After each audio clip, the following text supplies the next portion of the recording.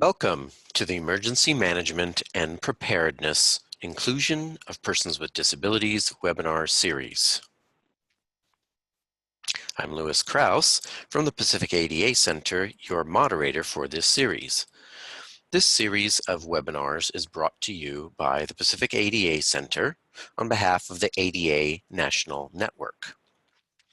ADA National Network is made up of 10 regional centers that are federally funded to provide training, technical assistance, and other information as needed on the Americans with Disabilities Act. You can reach your regional ADA center by dialing 1-800-949-4232.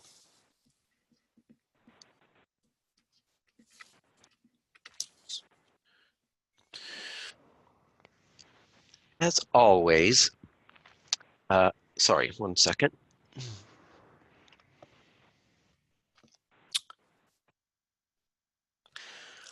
Use the meeting to access the meeting control bar. You can use the meeting control bar to access the settings for this webinar. Move the mouse to bring up the meeting control bar, and then to toggle the meeting control bar permanently on, you can press the Alt key once, then press it a second time. Real-time captioning is provided for this webinar. The caption screen can be accessed by choosing the CC icon in the meeting control toolbar. As always, in our sessions, only the speakers will have audio. The audio for today's webinar is being broadcast through your computer. Make sure your speakers are turned on or your headphones are plugged in. You can adjust the sound by navigating to the audio settings at the bottom panel. You can adjust the sound by sliding the sound bar left or right in that audio tab. If you do not have sound capabilities on your computer or prefer to listen by phone, you can dial 1-720-707-2699 and use the webinar ID 155-545-130. And do note that this is not a toll-free number. And also another note, this webinar is being recorded and will be able to be accessed on ADA presentations in the archive section next week.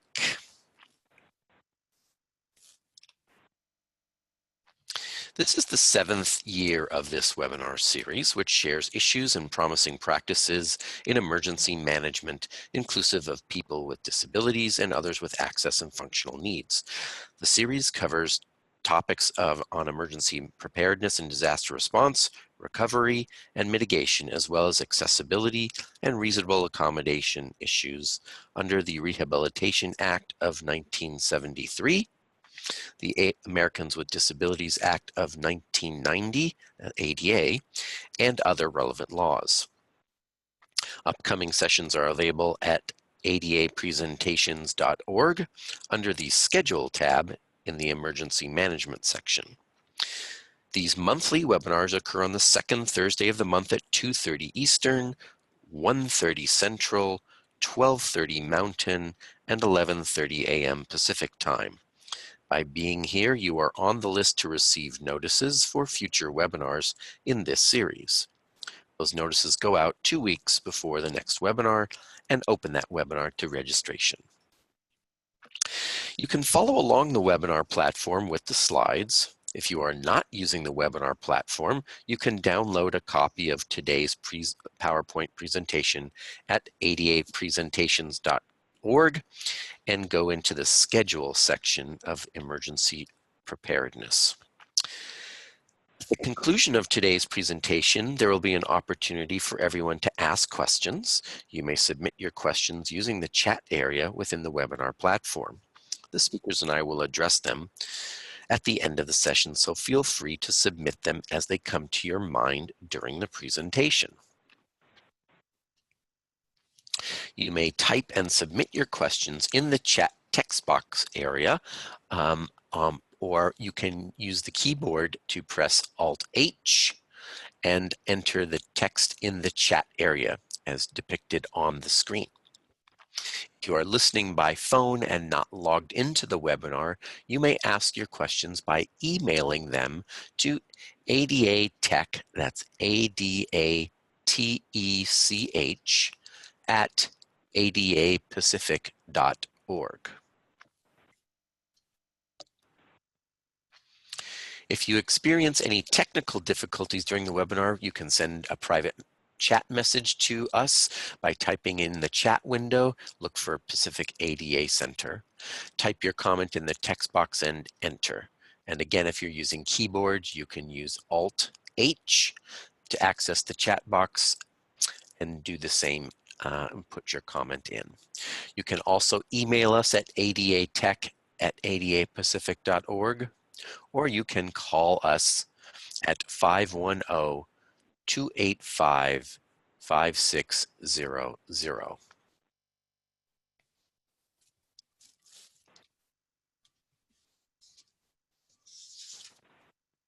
One moment. There we go. Today's ADA National Network learning session is the long postponed earthquake preparedness for everyone with everyone. And thank you for those of you coming back to hear this webinar that was postponed from November. Everyone everywhere should know how to protect themselves before, during, and after earthquakes. We need no further proof than the recent Puerto Rico earthquake and aftershocks. People with access and functional needs or disabilities need to be aware of what steps to take for earthquake preparedness, and emergency managers need to be deliberate in including people with disabilities in their advising, education, and outreach efforts. In this webinar, you'll get an overview of new resources and materials developed by people with disabilities for people with disabilities. Emergency managers will learn steps to include people with disabilities in preparedness education and drills. Today's speakers are Mark Benthian. Mark is the Director for Communication, Education, and Outreach for the Southern California Earthquake Center at the University of Southern California, where he works to increase earthquake and tsunami awareness and to reduce loss. Mark is also the Executive Director of the Earthquake Country Alliance, which organizes the annual Great California Shakeout Earthquake Drill. He was recognized as a White House Champion of Change for expanding the Shakeout participation worldwide. Shannon Mulhall is the chair of the Earthquake Country Alliance Seniors and People with Disabilities Committee and the ADA coordinator for the city of Fresno, California. Shannon actively serves the community in a variety of ways, including participation on the Fresno Citizen Corps as a trainer for the Community Emergency Response Team, that's CERT, and a coordinator of the Joint Access and Functional Needs Work Group, which brings to the table emergency management personnel, representatives from organizations serving individuals with disabilities, and community stakeholders to strengthen community preparedness and enhance resiliency and recovery efforts. So I will now give up the remote control and it will be passed over to you, Mark and Shannon. Thank you very much. This is Shannon, and I want to thank you all for participating today. We're going to move forward to the next slide. Earthquake preparedness for everyone with everyone. And we already heard what we're going to cover today, but I do want to talk about this term real quickly. We use disability or other access and functional needs. So access and functional needs, or AFN, refers to individuals who are or have physical, developmental, or intellectual disabilities, chronic conditions or injuries, limited English proficiency, older adults, children, people who are low income, homeless, and or transportation disadvantaged, or dependent on public transportation. And yes, that even includes pregnant women. So this concept of access and functional needs that's used within the emergency management world is very broad, and I want to make sure that you're aware of that. So I may use, or you may see that term AFN or DAFN. So we're really looking forward to talking to you today about what the Earthquake Country Alliance does, tools that are available, and some best practices that you can build from within your own regions. Next slide. And on here we have an image from one of our shakeout events. And on the left-hand side, you'll see two young girls using wheelchairs and practicing earthquake preparedness steps. And those are some of the things we'll discuss later today. And on the right is an image. It's myself with two gentlemen, one older, one younger. And they happen to be deaf plus, or that means they're deaf, but also have intellectual and developmental disabilities. So we know that disability is broad. And when working on earthquake preparedness, education, and planning, we need to use an approach that's inclusive of the whole community. We really stick strongly with that idea of nothing about us without us. You need to have people with disabilities involved in this conversation. Next slide. So I want to pose a couple of questions to you, things for you to think about as we go through this webinar. So if you're an emergency manager, here's the question. Do you know your community? Do you know people with disabilities? And do you have them at your table? And for community members, those of you that are at independent living centers representing people with disabilities yourself, do you know your emergency managers and first responders? Are you around the table with them?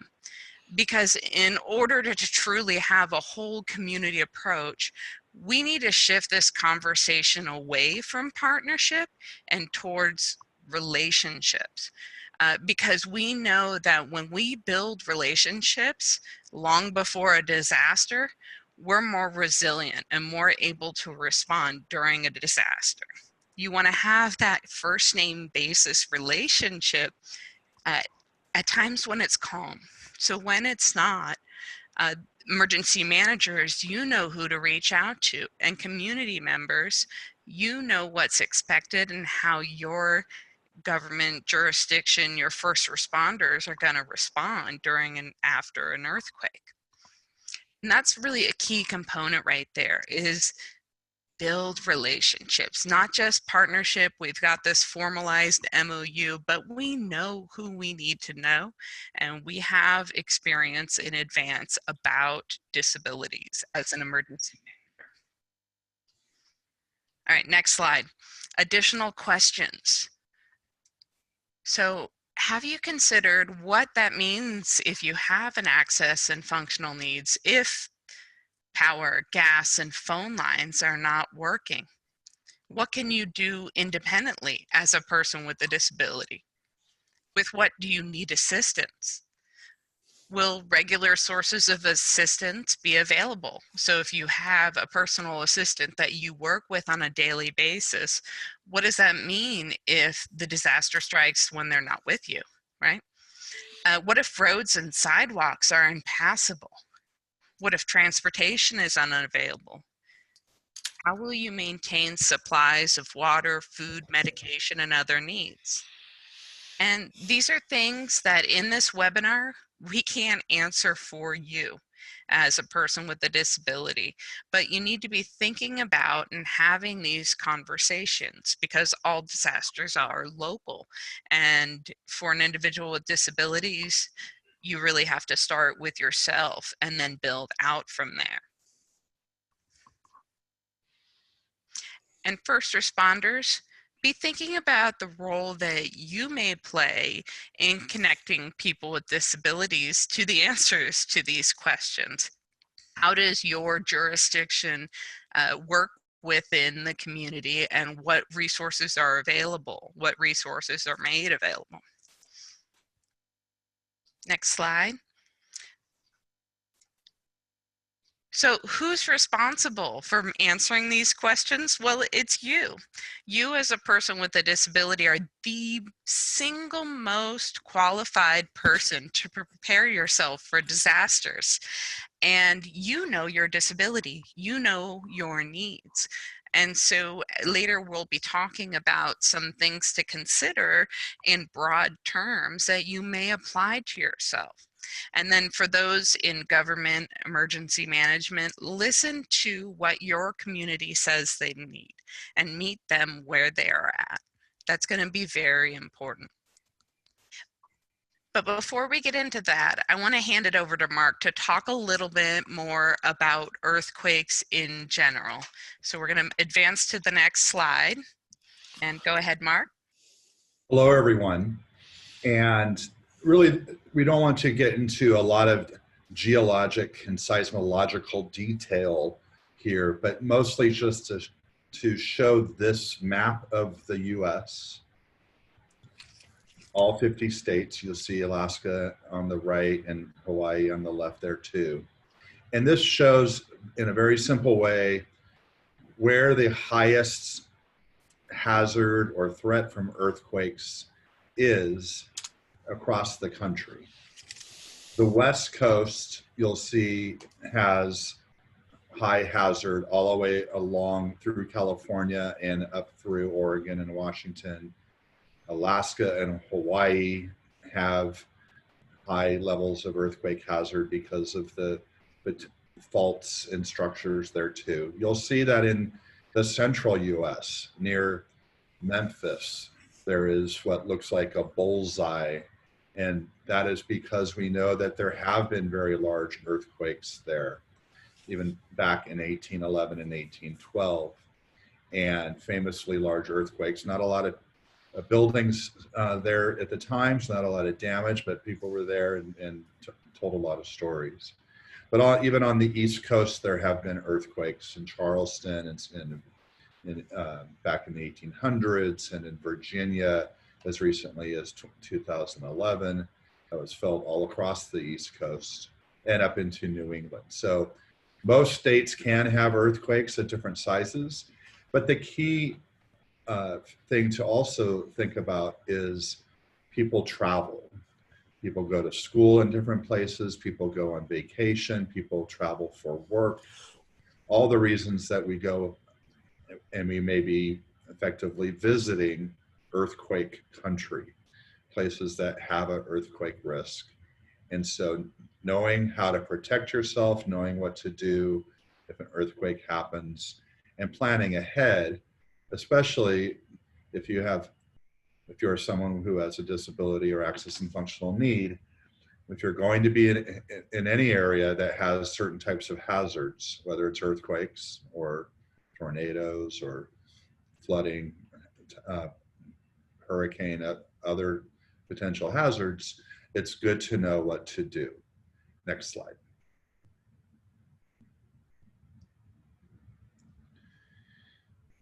So this is where I was kind of talking about, what that you can travel. And so we'll go ahead and go to the next slide.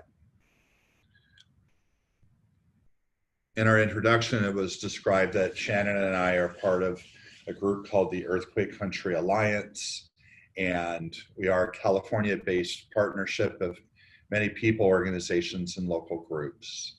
But we develop resources for everywhere, and especially for use in the now global Great Shakeout earthquake drills. And we have a lot of the information that you're going to be seeing today on our website at earthquakecountry.org. Next, please. As part of our group, we do have different committees and bureaus that are developing these materials. And we do have a committee that Shannon leads called Seniors and People with Disabilities. And I'll turn it back to Shannon to continue. Thank you. So the Earthquake Country Alliance Senior and People with Disability Committee really works with seniors and people with disabilities to develop alternatives to drop, cover, and hold on, and all of the resources that are out there for best practices, how to respond during an earthquake. And we really want it to be meaningful resources built by the community for the community. And ideally, we want to increase the number of people with disabilities who feel prepared, feel resilient, and feel seen. And part of that includes increasing the people that are participating in the Great Shakeout drills and to identify gaps that exist in preparedness efforts. And we're going to go through some of the resources that we have today, as well as integrate it as Mark is talking about the 7 steps for earthquake preparedness. So what we've done is take the resources from our webpage and kind of parse them throughout this presentation today. I'm going to move to the next slide. Here's an example of one of the resources that we have available online. We've got an earthquake preparedness guide for people with disabilities and other access and functional needs. And again, we organize it going through the 7 steps for earthquake safety. We think in terms of communication, mobility, interaction, and transportation. So those resources are available for free at earthquakecountry.org/disability. We also have several simple tip sheets as well as different videos that are available out on our website. Mark, I'm going to turn it back to you to intro the 7 steps to earthquake safety. Thanks, Shannon. So about 15 years ago, we organized the standard messaging of what to do before, during, and after earthquakes. And we called it the 7 steps to earthquake safety. This is not just what you do before. So we don't call it just earthquake preparedness. It's really how to be safe before and the things that you do to get ready and be safe for when the earthquake happens. It's what to do during to maintain your safety and then improve the safety even during the danger time immediately after an earthquake when are hazards, broken glass, gas lines that are broken, maybe if you're near the coast, the potential for a tsunami. And then afterwards, how do you reconnect and restore? So we're going to be going through these as a structure of the remainder of our talk. And next, please. And we'll, of course, start with step 1, which we call secure your space. With earthquakes, most of the injuries that people have are from things that are falling or even flying around the room that you might be in, or maybe even if you're even outdoors. It's actually less the damage from buildings falling. That can happen too for older, more vulnerable buildings. However, even in the newest of buildings, things can be falling unless you have secured your space. So this has to do with identifying what might fall or be thrown, securing those items, and then with the result of that, reducing injuries and damage. Next. Oh, and back to this one. Each of the 7 steps has a web page, and I just want to point out that it will be like earthquakecountry.org/step1, and on that web page we have details about, or actually quite a bit of detail about the slides I'm about to show you. Next.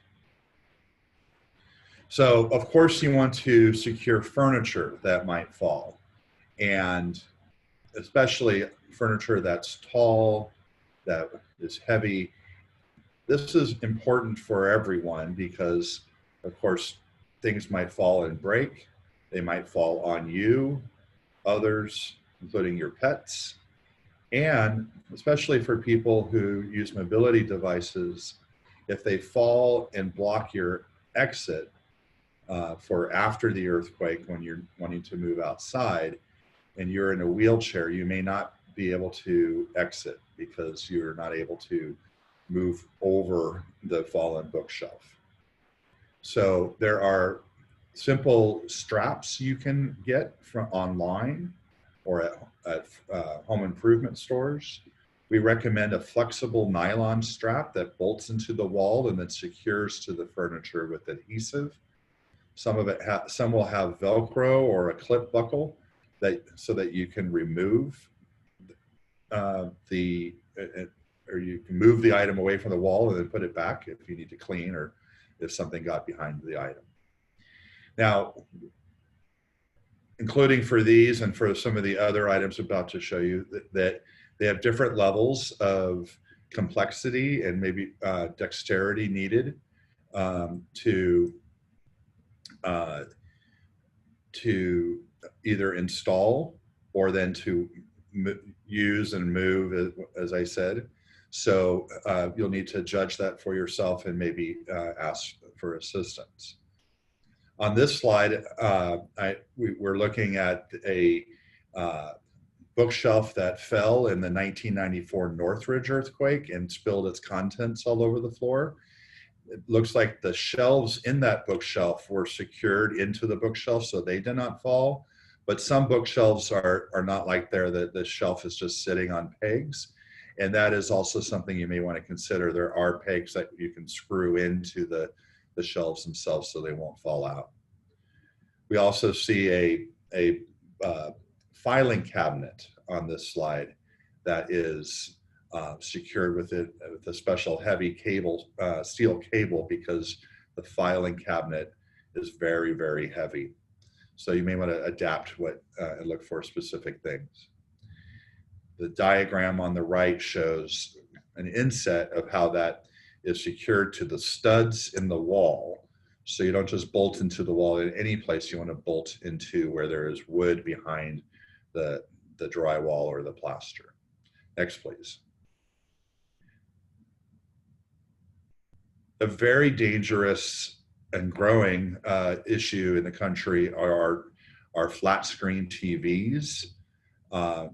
They can be dangerous even when the earth isn't shaking, but just because kids might be climbing on the furniture and knock a TV off, and the kids, apparently the number one source of injury of children now is falling TVs. There's a picture of a fallen TV here, as well as a young child climbing up on a dresser with a TV at the top of it. So the solution is to strap the TV to the platform that it's on, and we show how to do that here. Some TVs will come with a strap that's usually just a very simple tip prevention. It really is not sufficient for what might happen in a large earthquake where the shaking is more than just the platform being bumped by you or your pet or your children. For your bigger TVs, it's even better to have them mounted to the wall so that you're really not having any risk of it falling. This also applies to other electronics,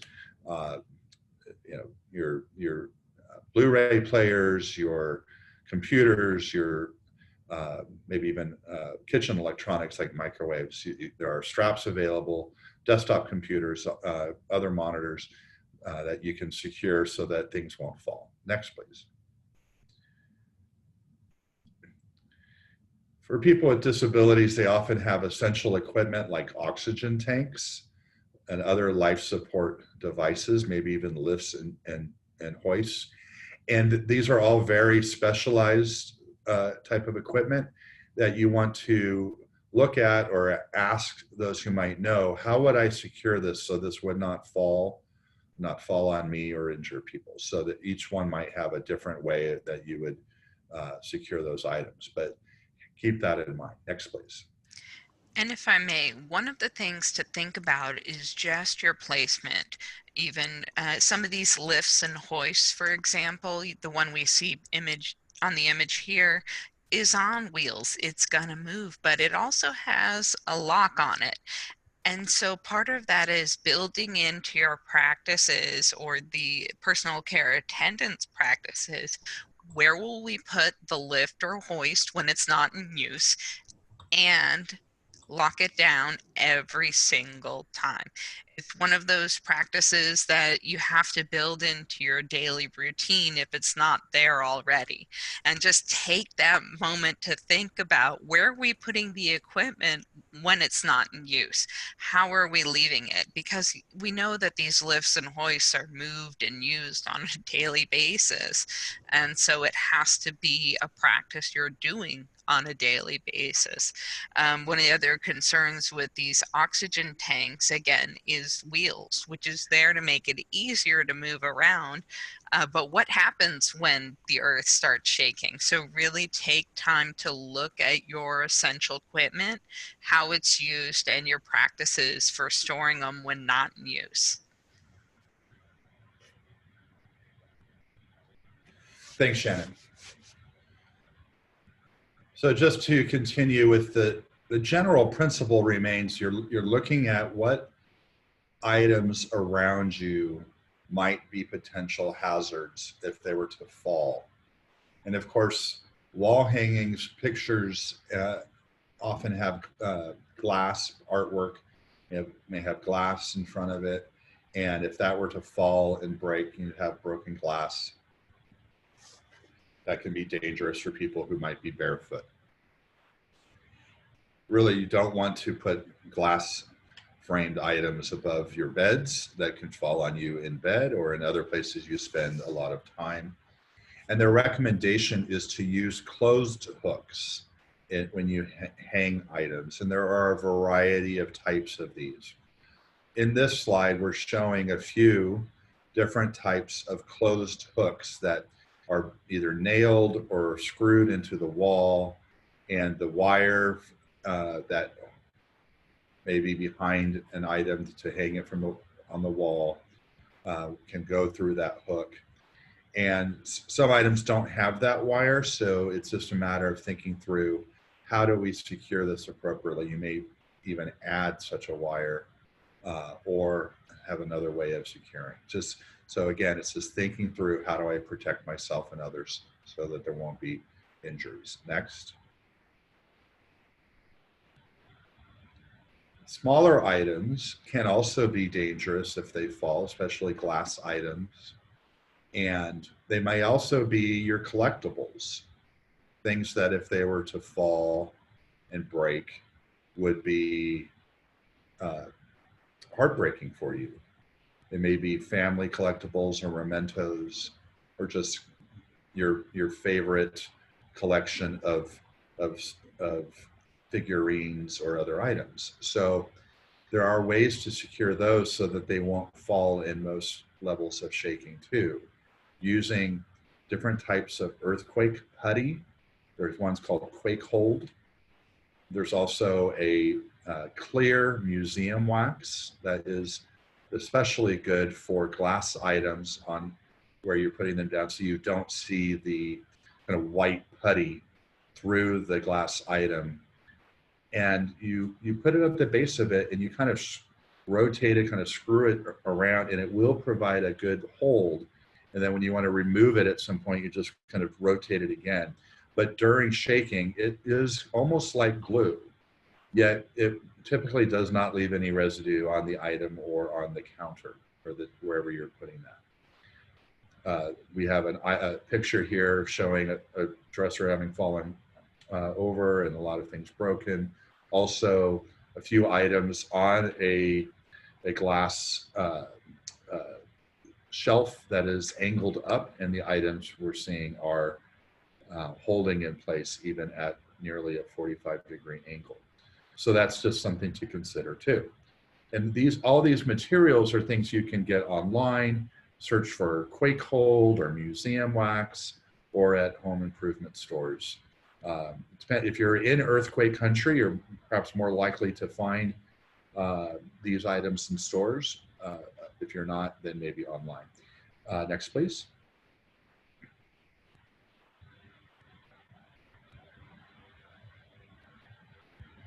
A particularly dangerous area, actually, in terms of earthquakes, are our kitchens, because there's just so many items in there that can fall and break and be dangerous. Glass, or plates and glasses and food containers, especially glass jars.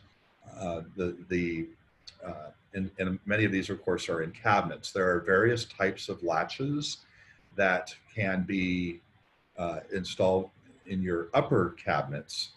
Now, some people have latches on the lower cabinets as a child-proof safety factor. And for earthquakes, we want to have the latches on the upper cabinets. And some of them are fairly easy to install and easy to use. Some you might push in the cabinet will pop open. Some might require a bit more dexterity to lift up a latch. And some are kind of more automatic. They will lock into place when the cabinet is being shaken and keep the doors from opening up. So again, most hardware stores will have these types of latches. Next, please. And this is Shannon. One more thing I want to add is that we really went looking for what kind of cabinet latches could a person with limited dexterity use, and there's not a lot out there. So you really have to look and be intentional about that if manual dexterity is an issue for you. One of the things that I found effective and is the one that I use, it's pictured in the center bottom image, and it's the magnetic style of latch where you have a special magnet key that you use that then allows you to open the cabinet.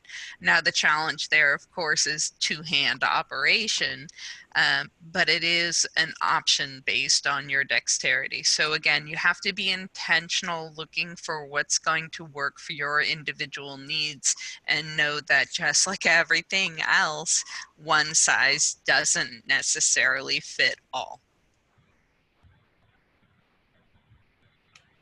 Also in kitchens and perhaps elsewhere, you have large appliances like refrigerators and stoves, washers and dryers and water heaters.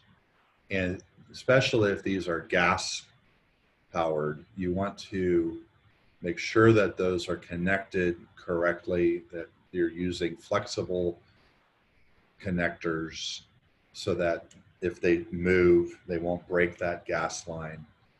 And you want to secure the appliances to this, again, the studs in the walls, the wood studs behind the drywall. And especially water heaters, which are so heavy with the water inside them. There's particular straps designed to secure them, but also refrigerators. We want to prevent refrigerators from tipping over. That's, of course, if that were to fall on someone, would not be good, but also they could spill their contents. And not only is that then create a potential hazard of broken glass, but you also lose the food and water and other items in the refrigerator potentially. So if you are able to keep the refrigerator closed, even if the power goes out, it can act like a cooler for a while. So these are just other factors to consider. Next.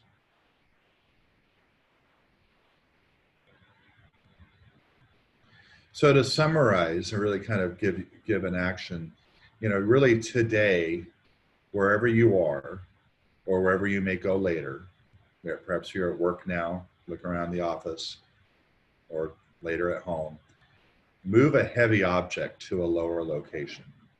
If you're in anywhere that could potentially have an earthquake, that is an easy and perhaps free task. You can have, if you can do it or have someone do that for you, that way it will not fall on you if the earthquake happens.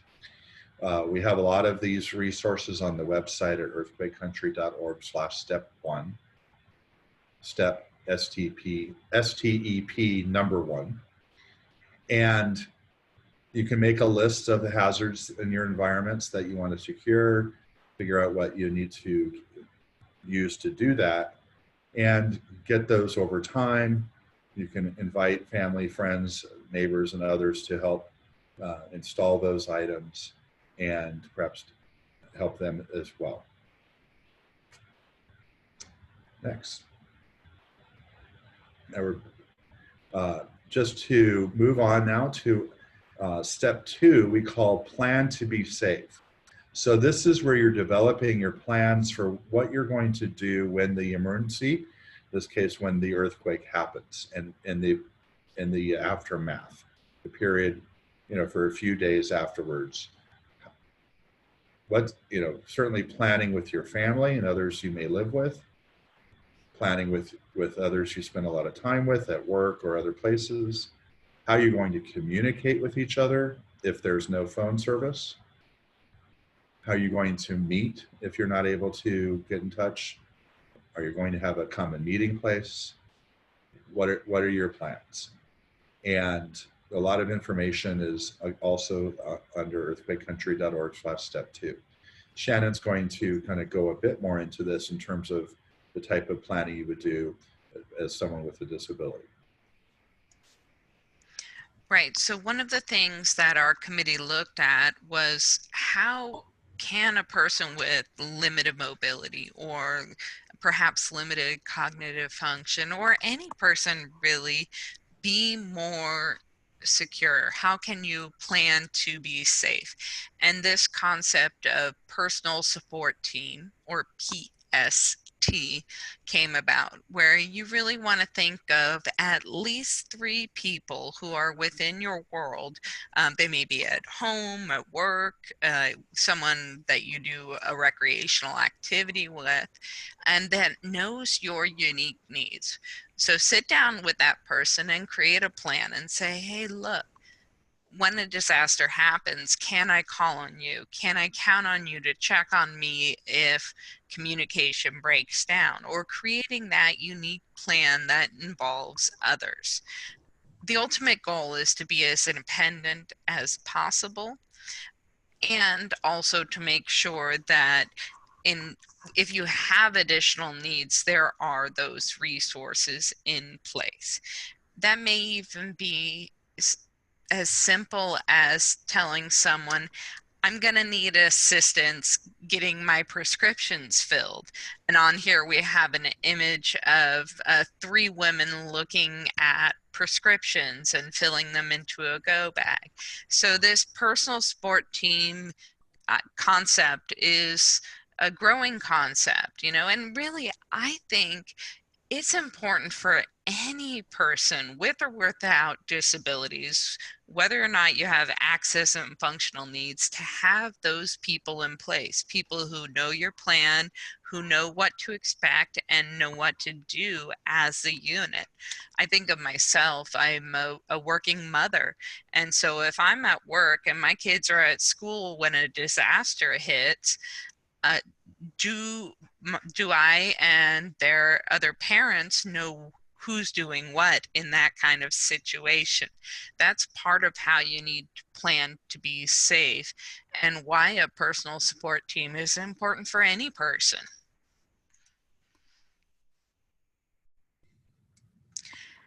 Now, the other thing you need to be thinking about is if you have a service animal, right? You want to make sure that your plan involves that service animal. Will you be able to care for them, or do you need to find assistance with caring for them? Are they going to be able to work during a disaster, or are they also having needs because of the disaster? You want to look at, in your planning, making sure your adaptive equipment is labeled. Sometimes it happens when a person's being transported that they're separated from their medical equipment or their uh, devices. And so label those equipment. Think about transportation.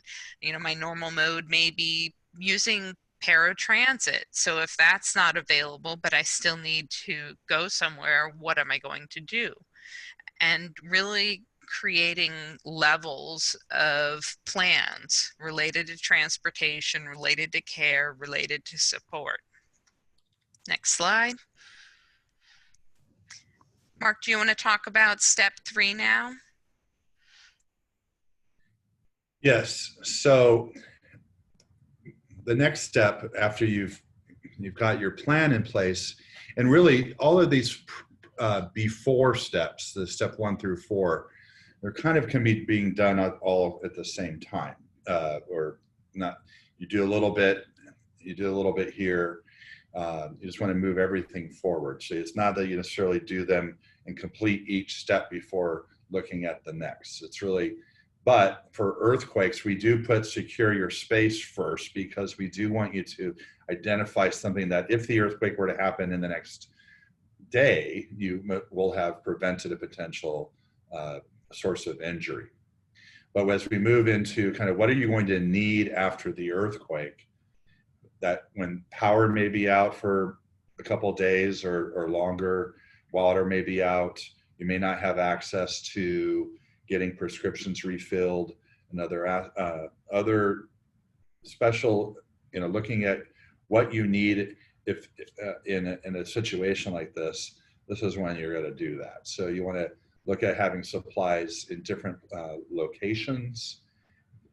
You want to not just have a first aid kit and water, as many kind of preparedness supply kits will have. You want to look at what do I need myself in this type of situation. So, and Shannon's going to say a little bit more about that next.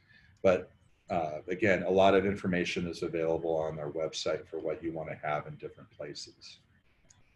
Let me just look at how we broke this down, Shannon. Right. So every list you find for what to prepare for, the supplies you need, is going to be different, but similar. Some of the things that you really want to think about if you have a disability or access and functional need include your medication, not just prescription, but also over-the-counter medication. So I think about this. I have children that take a daily medication, but it's also a controlled substance. And so I have limited access to excess prescriptions. It's a similar case for many other individuals as well. And so I've had that conversation with their pediatrician saying, what do I do if I don't have access to their medication? What are the processes that I need to take so that they can get that? And then also making sure I do have over-the-counter medications in fresh supply and available for if we aren't able to go to the pharmacy. You may also think about medical supplies that you need. I talked to a woman at an education event who said, I keep extra catheters and I forget the name of the bag, but I keep those with me in all sorts of different places because I never know when one might burst or malfunction, or I may just need it. And so really being intentional about the kinds of medical supplies you have and where you have them located in your world based on the things you do and the patterns of your life. You want to also have written out your medical and health information. In a disaster, some of that cognitive functioning changes because of heightened emotion. So it may be harder to think about your medical history and place timelines out. I write it down, have it ready, so that's one less thing that you have to actively think about. You may be able to rattle everything off right now when it's not a high stress environment, but you don't want to have to use that cognitive functioning for that during a disaster. Important as well as that medication list and a photocopy of prescriptions. That will show your dosage, the exact item that it is, as well as the prescribing doctor, which can help if you do need to get medications that aren't readily available typically. And of course, communication supplies. If you use a communication board, do you have that available? Do you have backup batteries ready for that? Making sure you're prepared for both high-tech and low-tech communication. Slide. Some of the other supplies that you need to be thinking about may be hearing aid batteries, eyeglasses. I know for me, every time I get a new pair of glasses, my old glass goes into some sort of go kit or preparedness kit. So I have extra glasses in my car, in my office, in my sports bag. Wherever I go, I have those older glasses on hand in case something happens. Things that you may need to think about include walking sticks or oxygen and nebulizer supplies, blood glucose testers, a variety of hygiene equipment, catheter supplies, feeding equipment, and other kinds of hygiene related supplies. So you can see this really is person specific, and this is the kind of preparedness. I can't tell you what you needed to do. You need to tell yourself what you need to do, and make emergency managers and first responders in your community aware of these kinds of needs and where there may be gaps for people who aren't prepared. Now, the last bullet point here, it says soothers and calmers. And I had a really neat story when I was meeting with, we were doing the Abilities Expo in October recently, where we had a booth event talking about preparedness. And at the exact same time in California, we had had a public safety power shut off. And this mother came up to our booth. She had her adult son on the autism spectrum using a mobility device, and it was a power chair. So naturally, we started talking about backup power for his power chair. And she said to me, real frankly, I don't care if his wheelchair stops working, but if his cell phone battery runs out, we're going to have a real problem, because it turned out that that cell phone was his communication device, but also functioned as a soother for him. He always had that in his hand. He didn't necessarily have to be interacting with it, but if he didn't have it in his hand, they would have a meltdown. And so for her, that soother, that calmer was the most critical supply that they had. And I thought that was really telling as well about how what I might think this person needs is different than what they actually need. So emergency managers, again, don't make assumptions based on anything. Talk to people.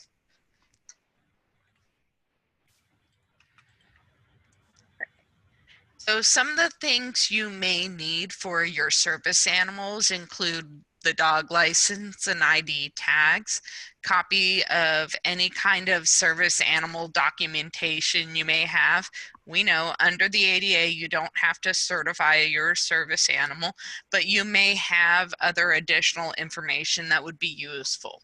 You want to have their immunization records, veterinarian contact, any medication, extra food, food for the animal, water and bowls, extra harness and leash, and possibly some booties for their feet. There may be broken glass, there may be other things in the environment that could injure that service animal.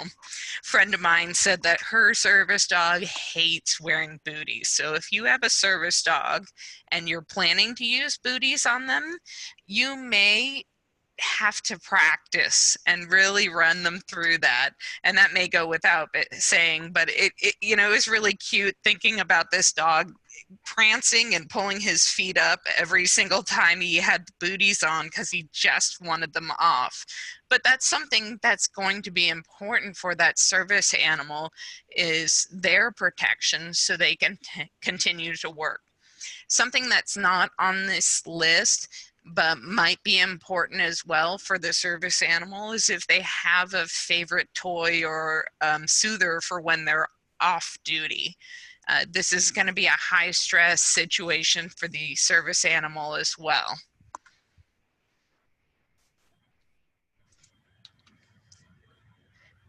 All right. Step 4, minimize financial hardship. Mark, do you want to talk about this? I think you were continuing on the next 2 slides. That's our plan. Fantastic. So you really do need to think about recovery in advance. How am I going to minimize my financial hardship when there is an earthquake or disaster? And part of that is having your important documents organized in advance. That may be your identification, your insurance card, any disability, social security identification that you have, emergency contact numbers, and photos of belongings in your home. So the photos of the belongings in your home is going to help when you're filing an insurance claim. And that's going to be help move things along, make things faster. One of the things that I do with my critical documents is that I scan them all and put them on a little thumb drive, a password protected thumb drive. And I have 3 or 4 versions of this. One I keep on myself, one I give to an out-of-town friend, I've got one at home. And that's a really nice way to have copies of all your vital documents available if you have to evacuate quickly or you're not home when you're evacuating, right? A friend of mine who teaches this concept recommends using a single folio for all of your financial paperwork. You don't want to be looking through file cabinets, through separate files for these vital documents if you have to evacuate quickly. So think about consolidating your financial documents, your important documents, into one folio that you can grab quickly and leave with. And there's more information at earthquakecountry.org/step 4. So additional access and functional needs considerations when you're minimizing financial hardship may include your healthcare power of attorney or advanced directives. Again, your Social Security documentation. I think everybody should have that, but this is particularly important if you are a person who is nonverbal and or uses maybe American Sign Language, doesn't speak English for whatever reason, to be able to more quickly communicate this information to first responders. You want to have it on hand. All right, now I'm going to kick it back to you, Mark. Yes. Thanks, Shannon. And we will look at questions that are in the chat too. So if you would like to put questions there throughout, we will try to pay attention there. And I'm going to now talk about moving into what to do during an earthquake. Now, the general name we call this is drop, cover, and hold on. For people who use mobility devices that have wheels and a lock, we can also use the term lock, cover, and hold on. And you'll see as we go through this why that is and how we've adapted the messaging. But effectively, when an earthquake starts happening, when the earth starts to shake, you do want to take immediate action. You don't want to wait to see, is this going to be a big amount of shaking? What is really going on? Is this something I need to do? And that has to do with how the nature of earthquakes. Sometimes you'll feel a sharp jolt and then it kind of, nothing seems to continue. That's a type of wave that was coming from the earthquake where the ground is rupturing along a fault. It's a wave that moves very quickly and gets to you first, but it can be followed by much stronger shaking a few seconds or longer afterwards. So it's best to, if you think you're feeling an earthquake, to take action to protect yourself and remain in that position for, maybe up to a minute, to make sure that it's definitely not going to be getting stronger or continuing. And you're protecting yourself from falling to the ground, and also from objects that might be falling where you are. Next. This can prevent you from being injured uh, by the actual falling down, or from those objects that are falling around your place. And it can even increase your chance of surviving if the building itself has a collapse of some sort. On this slide is a picture showing a school in Calexico, California. It's right along the border with Mexico. And there was an earthquake actually in Mexico, but the waves don't stop at the border. And they were felt all the way up into the Los Angeles area even, but was very strong, of course, closer to the border. And this school, it was an earthquake that happened, fortunately, on a Sunday, so no one was in the classroom, but the ceiling tiles and lights and other things fell down, hit the desks. If students were there and had gotten under the desks, they would have been totally fine. And that's basically the concept. Get down, and if possible, get under something to protect you from falling objects. Next, please. So our message is, if possible, drop onto your hands and knees where you are. So we don't want you to, try to get to some other safer place that is in a different room or too far, because there just really may not be time. So you're getting down, and then cover your head and neck, if possible, with one arm and hand, putting it up there so that if things start to fall, they're protecting your head and neck. Very important. And if there is a sturdy table or desk nearby, at that point you can try to crawl underneath it for additional shelter. If not, you can get next to a wall or next to a low furniture. And this is going to provide you protection from at least one side of things coming at you that might be falling where you are. So again, it's always a matter of making these types of judgment calls in the moment. How am I going to be most safe? And what we don't say is running outside. We don't say getting in a doorway. That does not provide you really any protection from things that are falling or flying.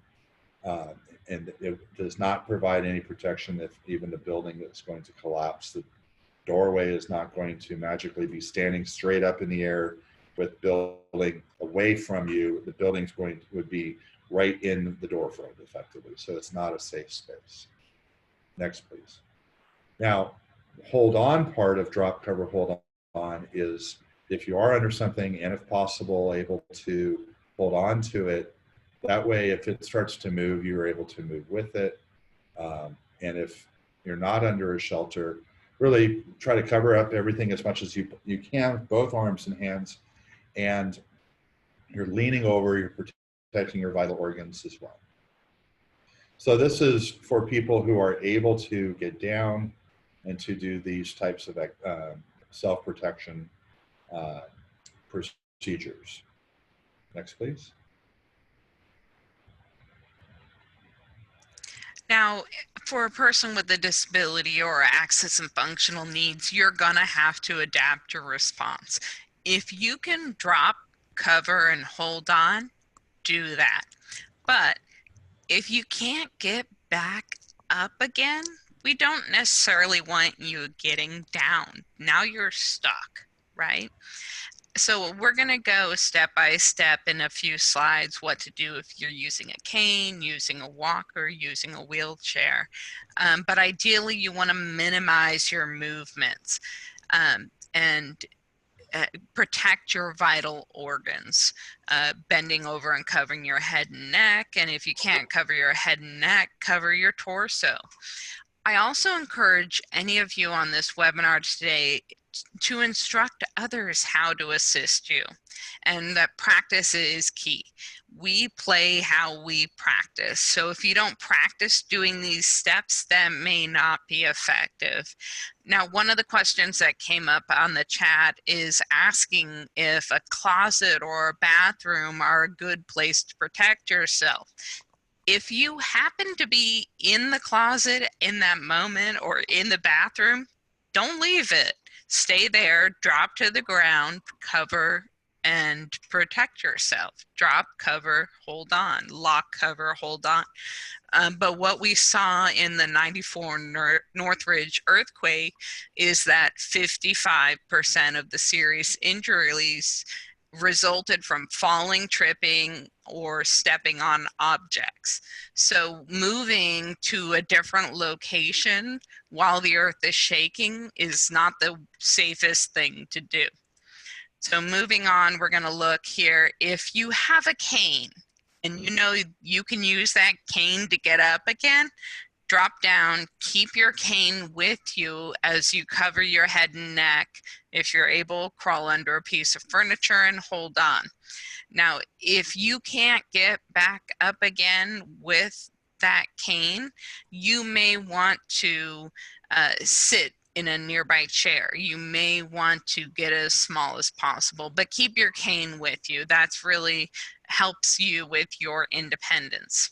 Now, if you're using a walker or rollator and you're able to, you want to lock it, cover, and hold on. Some of these are equipped with a seat, and that might be a safe place for you. Again, if there's a nearby chair, sit down in that chair to help provide the stability for you as you hold on. And lastly, again, using a wheelchair, lock it down. Now the image shows a manual wheelchair. So lock it, cover your head and neck, and hold on. So one hand is covering your head and neck. In the image, there's, they grabbed a book or a laptop to provide extra coverage, and are bending over to protect those vital organs. If you're using a manual chair, you may or may not have the ability to lock that. You may or may not have the ability to reach back behind and cover your head and neck. So adapt your response for what you need using these general principles. One of the resources that we have available actually has videos related to different types of mobility disabilities and mobility devices and how you might adapt this lock, cover, hold on response. So I highly encourage you to go to our YouTube page, youtube.com/Great Shakeout. To get that video, you can use that in your own trainings, in your own community, to show people different ways of modifying your response. And that's one of those meaningful resources that we're trying to put together. These videos do have captioning. We're looking and hoping in the future to be able to also provide sign language interpreting on those videos. And we're also looking at different specific disability groups, potentially creating videos surrounding modifications for different disabilities and access and functional needs. But do go take a look at this resource, provide us with feedback. What else do we need in terms of how to modify this? Mark, do you want to talk about some of the other safety videos that are available? Yes, these videos are really showing in these different settings, whether you're indoors or outdoors or in a theater, in a car, in bed, what to do to be safe in these different situations. In fact, in bed, we recommend that you don't get up and get down, but rather if possible, lay face down and cover your head and neck with a pillow with your arms above that pillow. Moving it, in general, has been shown to increase the chance of injury. So again, staying where you are as much as possible, not moving, getting out of bed, especially if you're in bed. That likely it means it may be at night. Things have broken. If there's broken glass and you're trying to move, you likely don't have shoes on. So staying in bed is partly why that's recommended, so you don't cut your feet. I also see there's a question about getting in a closet or bathroom to protect yourself. I mean, we really don't recommend you go far to get somewhere, and really that you can get under something. Getting in a smaller space, bathroom is often referred to, like for tornadoes. You hear about people getting in a bathtub. You really don't need to get into a space. You want to be able to get under something as much as possible. I wouldn't recommend that in particular.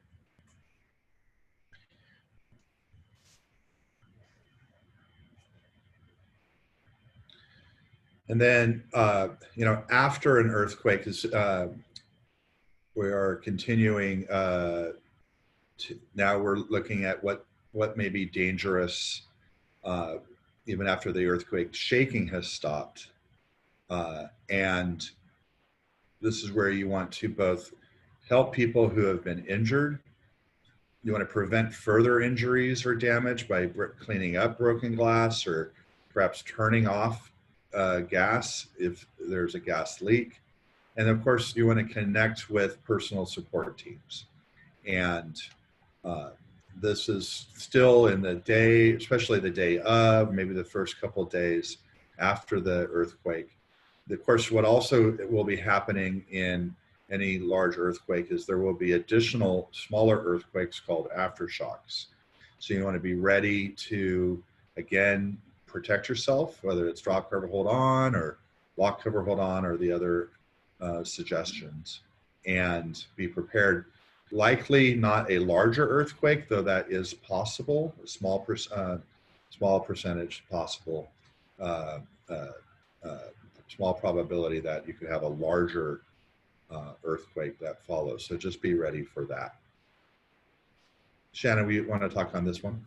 Yeah, so again, with your service dog, remember they may be frightened or injured. They may not be able to work immediately after an earthquake, and they have that increased risk of injury. So be prepared. If you're a service dog handler, be prepared to use alternate equipment if your animal is just not able to provide their normal services.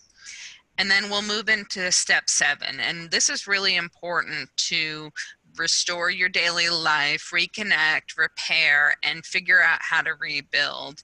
As we move forward, one of the important things you need to do after an incident, when things are calming down again, is review your plan with your personal support team. Did your plan work? What needs to change for next time? What did we forget about? There's always something that's forgotten, something unexpected that'll come up. So we look at this as the lessons learned time, right? What did we learn from the incident, and how do we make this better for the future? And Mark, I'll let you talk about the great shakeout earthquake drill. Thanks. So one way to put all of this to the test and to practice what to do is to participate in a great shakeout earthquake drill that happens each October, the third Thursday of October. Though your organization or you yourself can have a drill really any day of the year, but many people join together on shakeout day in October and practice their emergency and earthquake plans, and practice how to protect themselves during an earthquake.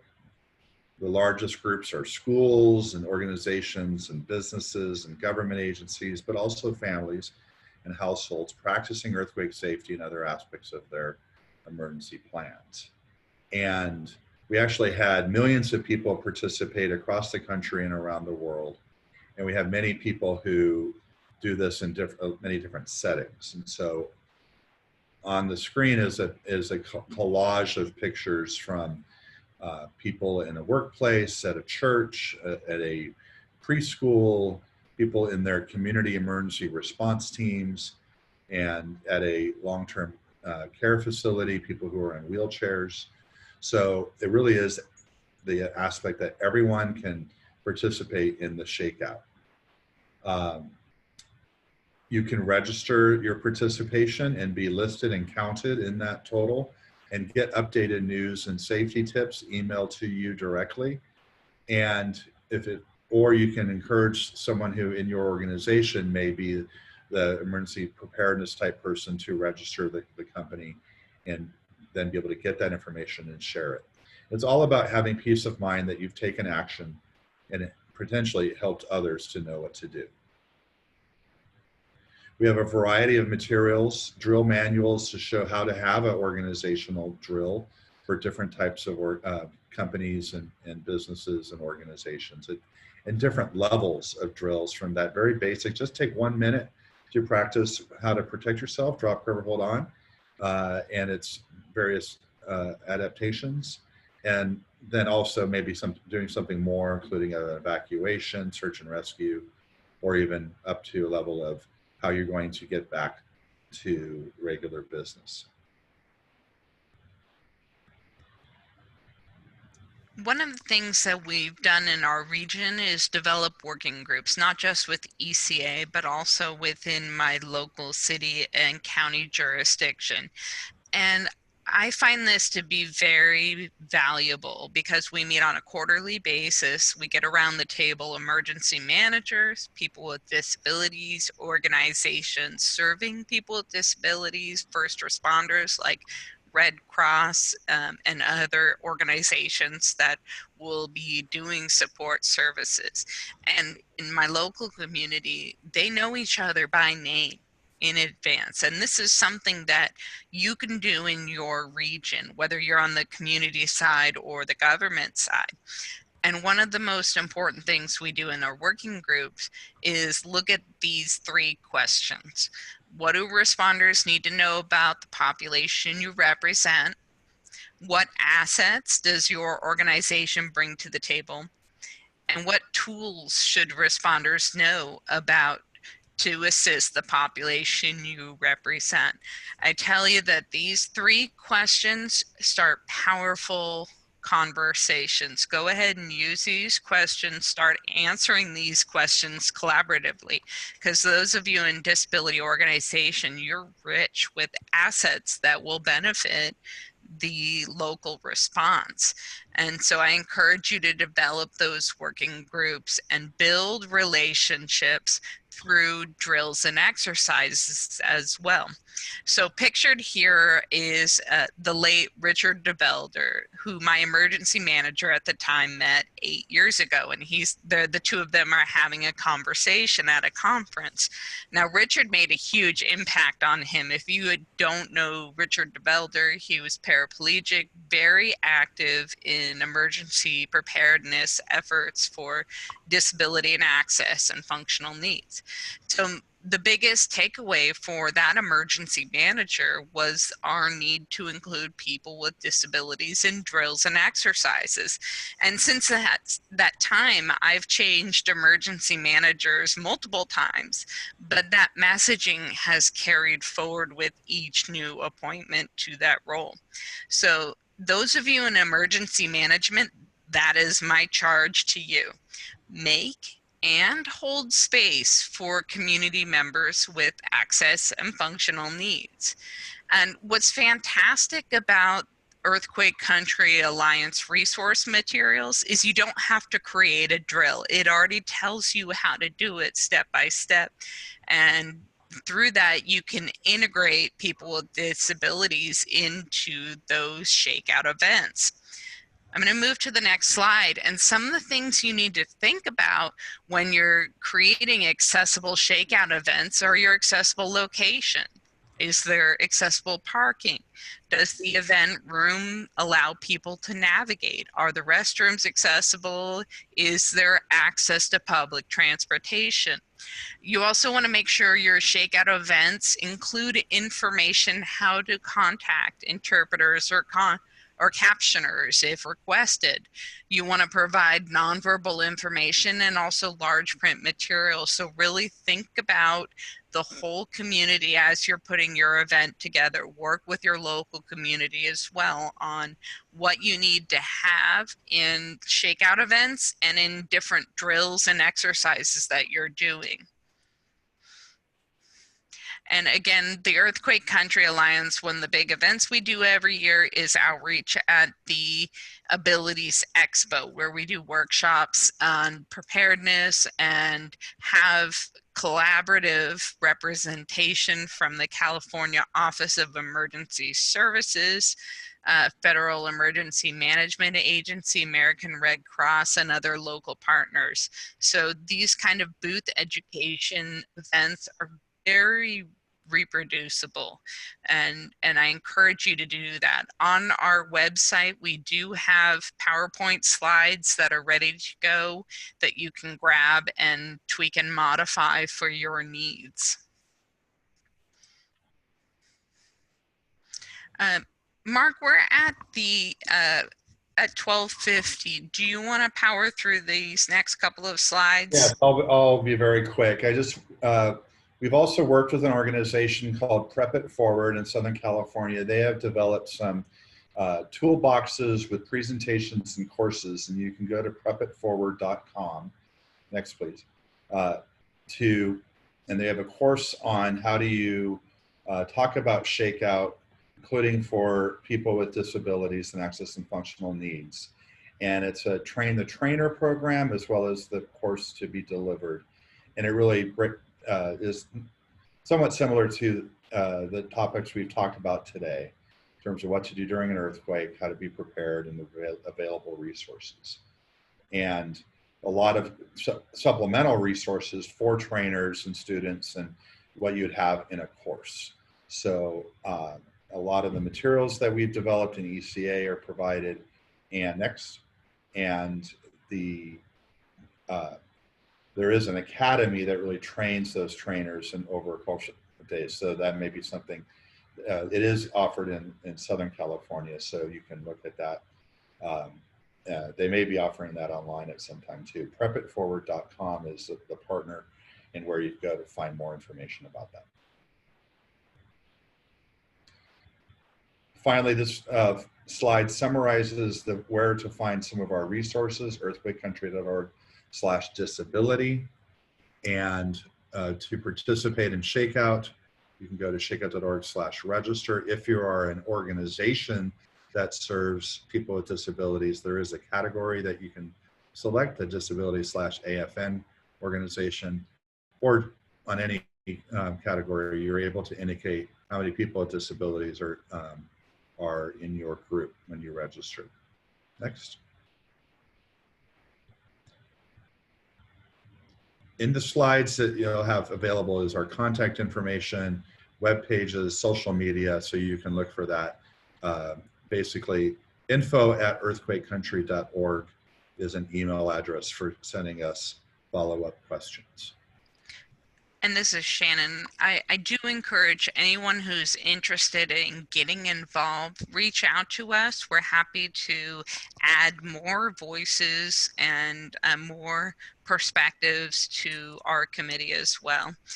But we'll wrap up here and go ahead towards question and answers. All right, very good. Thank you, Shannon and Mark. That was tremendous. We have a couple of questions. We have a little bit of time. And there is a question about meaningful resources that somebody asked, but they said it referred to slide 12.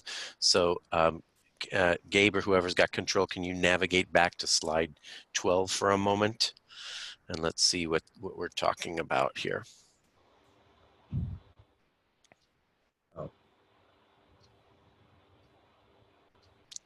It's a slide that says S/PWD objectives. actually. It was number 12 in the PDF. It has the phrase "provide meaningful resources for the whole community." So keep going. That one right there. Okay. And This yeah, is go ahead. Shannon. So hopefully through the course of this webinar, you've seen some of the resources that come up.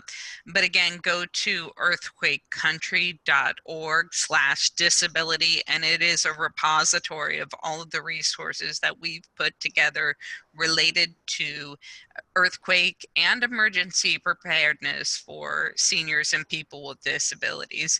And hopefully you'll find those meaningful. That's our goal. As we look at it, we try to get as critical as we can with making sure that it is inclusive of our whole community. But if you're seeing something that's not there, let me know. But go to the website. That's where you'll find those meaningful resources. Okay, that's great. And also, let me just add that, of course, the Pacific ADA Center at adapacific.org, we have in our emergency section, has lots of resources on general emergency preparedness, not necessarily earthquake preparedness, but if you're looking for something more broad, it's there. So one question was, someone asked, what can we tell those who ask about how to prepare for aftershocks and the safest place maybe to move once the initial shaking has stopped? Because you don't know when that aftershock is going to happen or what level of shaking is going to happen, you shouldn't necessarily be